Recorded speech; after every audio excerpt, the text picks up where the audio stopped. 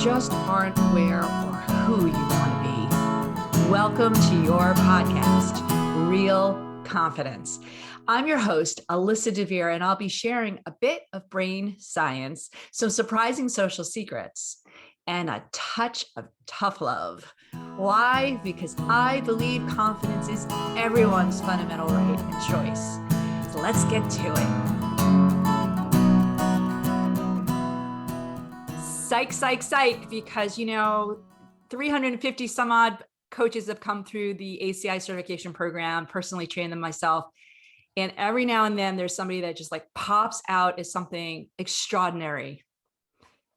Karen Donaldson I don't even know how many years, Karen, you went through the program, but girlfriend, you have been somebody I have kept my eyeball on ever since. And so here we get the pleasure of meeting you today in this grander scheme of the podcast. So I'm going to toss you the proverbial ball and let you tell people what you do. And let's just get into this confidence area of presentation stuff. So what do you do for a living, my friend? I am so happy to be here, but let me answer your question.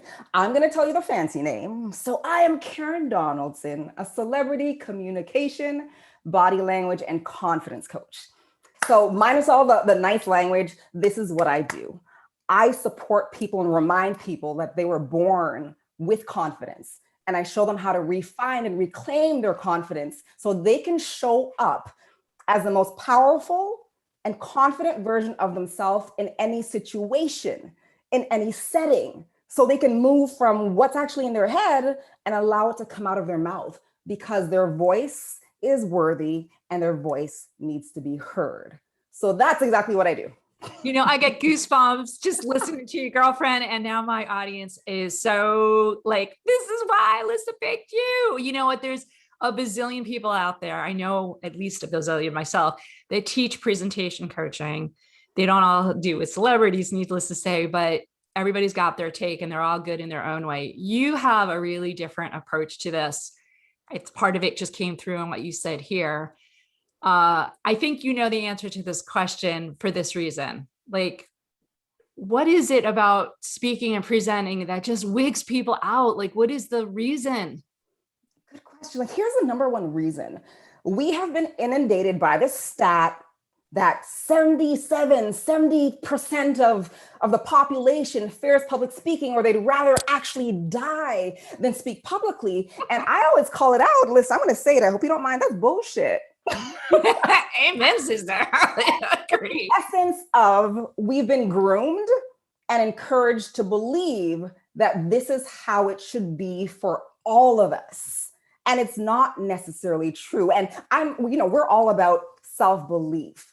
And beliefs are simply a thought you keep thinking over and over and over, or a message you keep hearing over and over and over and over again. So because we're inundated by this, people reiterate it everywhere we go, we think it's true for us. And what happens is we're ingrained thinking that I should fear public speaking. So as soon as we walk into or someone says, can you speak up? Can you present? Can you lead the meeting? We go into this fight or flight mode.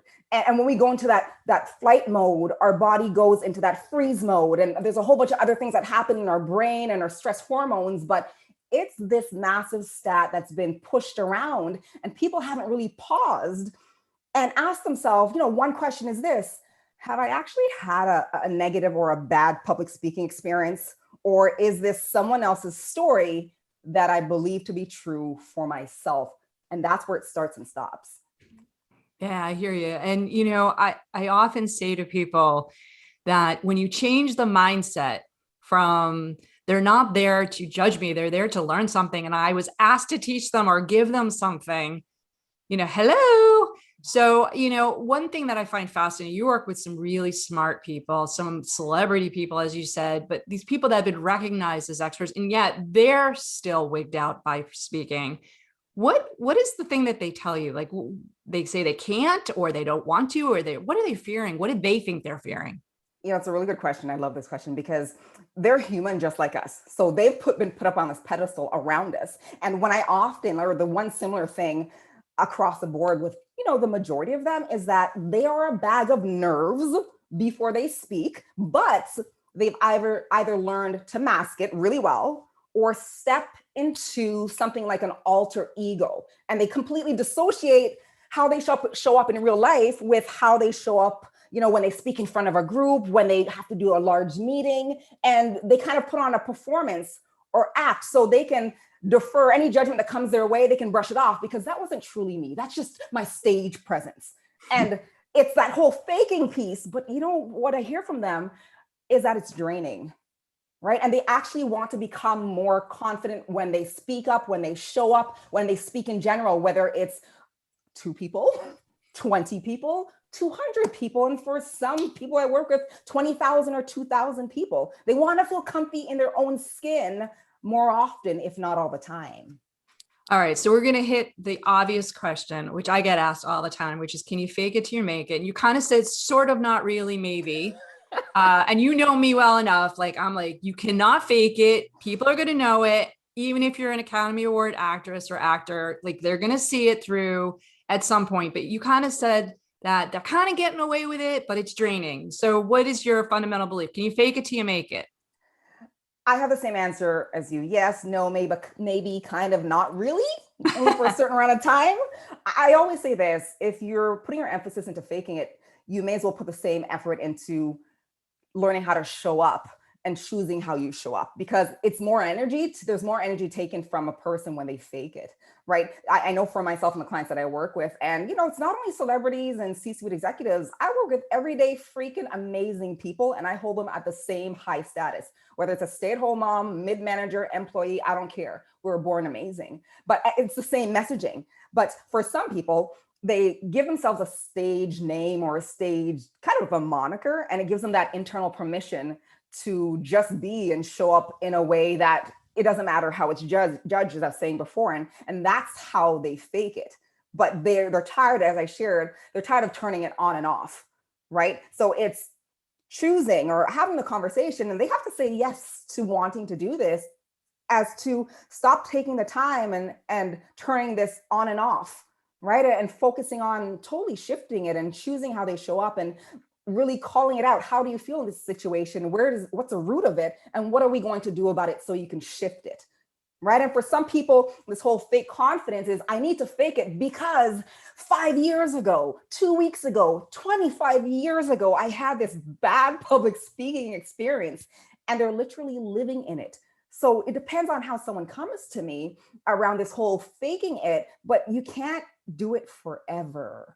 You just can't do it forever. Well, not just forever. I love what you said. It's so true. But there are circumstances. So I teach a lot of pitch training. I did one last week. And one of the things that I could see some eyeballs open, which is you can practice a pitch till you're blue in the face and it comes out perfectly, right? Even a TED Talk for that matter.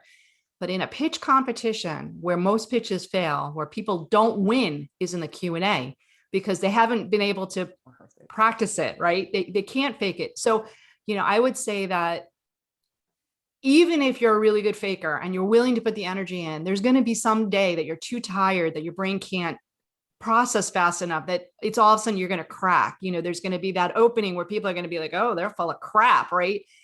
And or there's a circumstance or situation, you get flustered for whatever reason, your computer fails or whatever. Mm-hmm. And I think that's where, that's where that authenticity all of a sudden shows up, and people freak out because they're not prepared for it. So let me ask you, aside from somebody who's really polished and, professional actor or all that aside, when you're coaching somebody who is come to you and said, look, I'm not a good speaker, or I don't like contributing in meetings, what's the telltale sign? What is it that tells them that, or shows up, that really is the thing, like, hey, don't do that? The first thing is this, really good question. The first thing is that they're literally outwardly saying, I suck, I'm a crappy speaker, I'm gonna mess up. That whole self-deprecation, that self-criticism, that sets you up to go downhill. So that's something that has to be controlled. When I see a speaker and they're ready to go on and this is the only conversation, think about this, you're just fueling your belief that you're going to mess up, and you increase the likelihood of you messing up. So that's that outward piece. When I'm watching someone and I see things, I always say, number one, make sure you're making eye contact with the people that you're speaking with. And that can bring in a whole level of stress for people. And I say, depending on when you grew up, what era, some people say, look at the top of people's heads, look in between their eyes, look at their nose. And I always advise against that because it looks like you're looking at my nose. Then all of a sudden the audience is insecure. You have a one-on-one meeting with your manager and you're looking in between their eyes and all of a sudden they're touching their face. They're totally distracted. They didn't even hear what you said. And it's real. It sounds funny, but it's so real. It's so real. So make the eye contact, right? Allow it to be casual as if you're speaking with a good friend. The other thing that I always tell people, and this comes down to body language, as you know, I do coaching in that area as well. When we fidget and we touch ourselves, like overly touch ourselves, so we rub our legs, we continually rub our hands, we touch our neck, this is a telltale sign that someone's nervous. It's essentially a self-soothing gesture. Right. And the other thing that I want to make note of, or for people to be conscious of, to not showcase it, is you either speak too fast and or your sentences are fused together.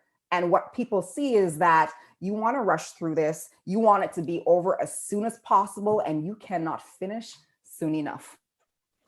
That applies not just as stage work, of course, we kind of setting this up as people who are standing on stage, but this applies if you're in a meeting, if you're having a one-on-one, right? Definitely.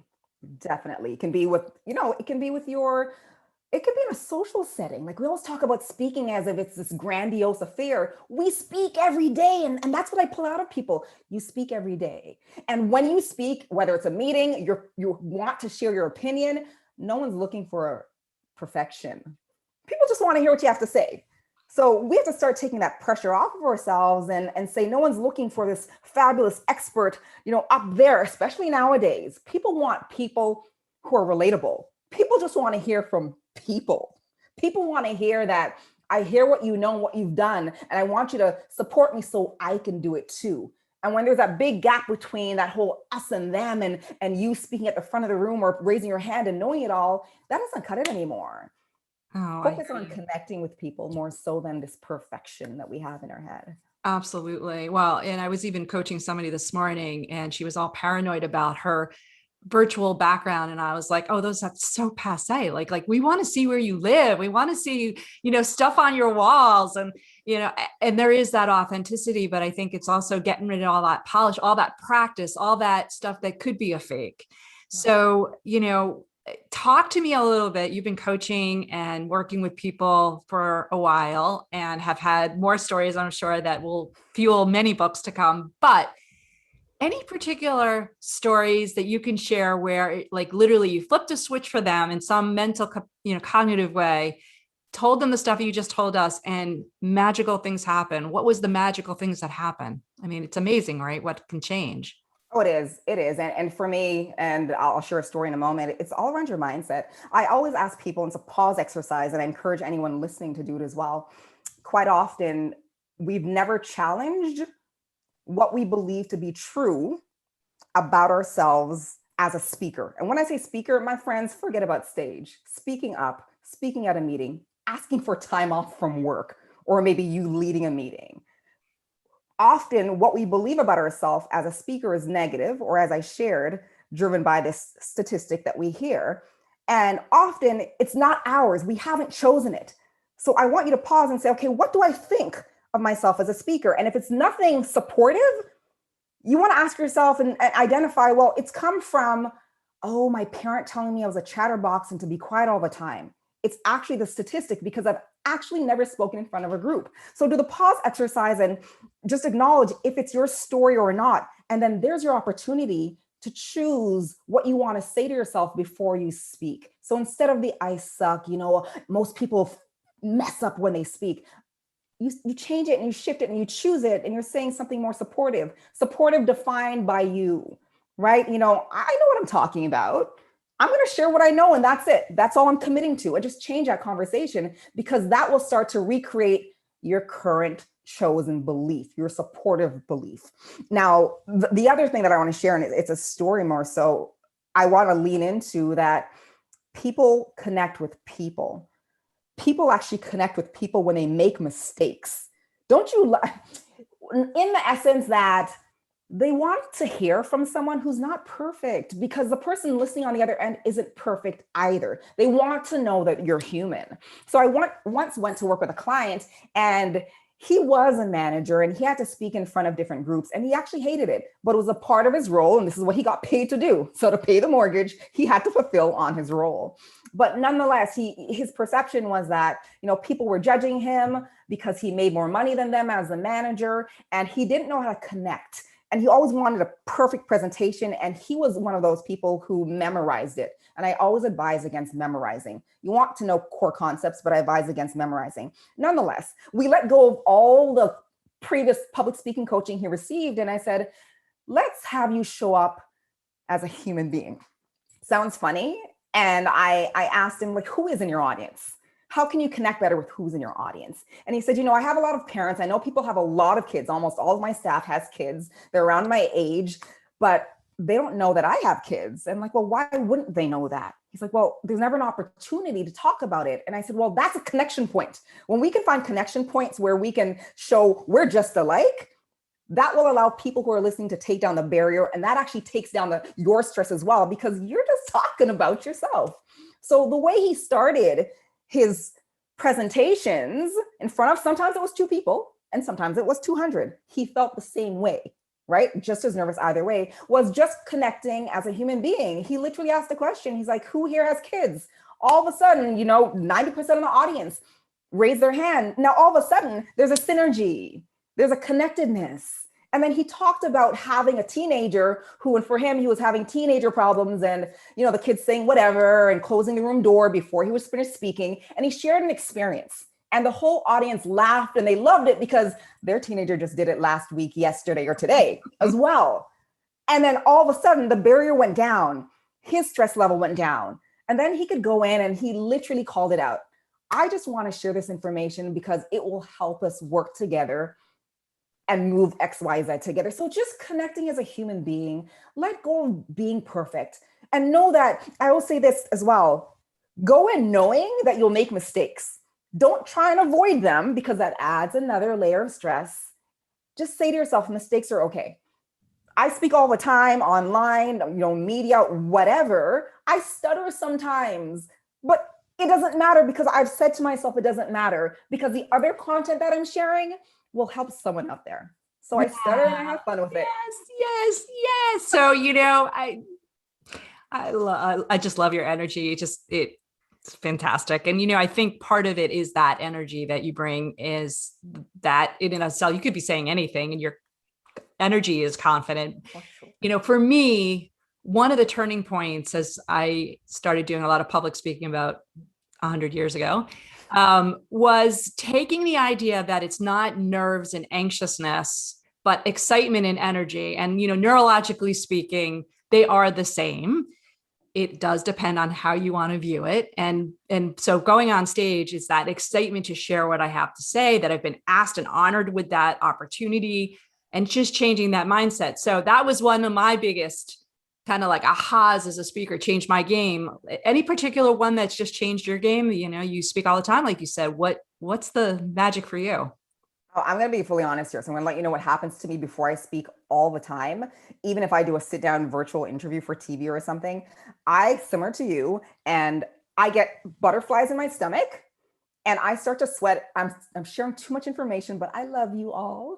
I sweat under my arms and down my back. I could be sitting here doing nothing. And for most people, they want to reduce or remove that feeling. I need that feeling because I've reframed, similar to you, that nervous feeling that people call nervous, that tells me I'm ready. So when I feel the butterflies, yes, I feel it every single time. And that sweat starts to drip down my back.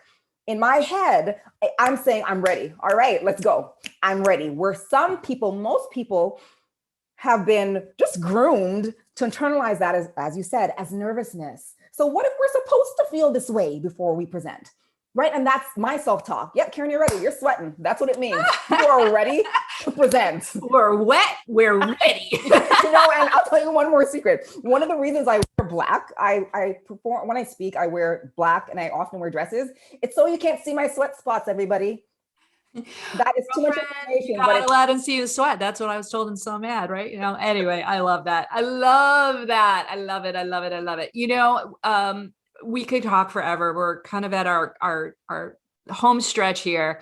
And I just gotta kind of ask you this personally. You are a force, like I said in the beginning, like a standout force. You have come into this world with this gift. And, what is the one thing, we're going to put contact information for people to reach you and all, but like, give them a gem today, something that they can do right now to be more like you. Confident, beautiful, energetic presenter extraordinaire. Anything that they can do right now. I would say this. I would say, don't try and be like me. I would say, really choose how you want to show up and put your focus on how you want to show up, and stop putting your focus on all the things that could happen and how you don't want to show up. Because quite often when we talk about it, we talk about everything that could go wrong and everything that we don't want to happen. Once we make that switch and we start the conversation with, I've got this, I know what I'm talking about, I'm excited, I can't wait to share these 3 things, that's what will happen for us. So lay off of that self-criticism, lay off of it's not going to work, lay off of I'm nervous, and choose. And that's the important word here. It's not going to happen to you. You have to choose it. And it will take a bit of time, but it's the choice that matters. And every time that negativity shows up, you're going to choose it again. And last but not least is just be human. People want you. All your quirks, I have small wrists, I don't care. Just have fun with it and be human and connect with people. And you can't fail when you're just being yourself. I tossed you that bone. It wasn't intentional, but like in my next life, I am coming back as Karen Donaldson, just saying. But your answer, thank you. And anyone who's listening, now why I picked this amazing human being to be on this podcast, because you know what? It is hard not to look at somebody as beautiful and spectacular as you and be like, oh, I suck. But you know what? The genuineness that you shared today, thank you for everybody. Thank you for everybody. It was such an honor, and you're so welcome, and anytime. So before we completely wrap up, I want to let you know that full transcripts and show notes for this and other episodes can be found on the website, www.americanconfidenceinstitute.com/podcast. I also want to remind you once again that the best way to get confidence for yourself is to give it to others. And you can do it so easily just by liking and sharing this episode on your favorite social media channels. You can even give me some confidence fuel by sending in any comments about the topics I've covered or ones you'd like me to consider for the future. So for now, this is Alyssa DeVere. Thank you for helping to bring more confidence to the world. This podcast was produced by Mindful Media. All rights reserved by Alyssa DeVere and the American Confidence Institute. Music written and performed by Jeff Weinstein.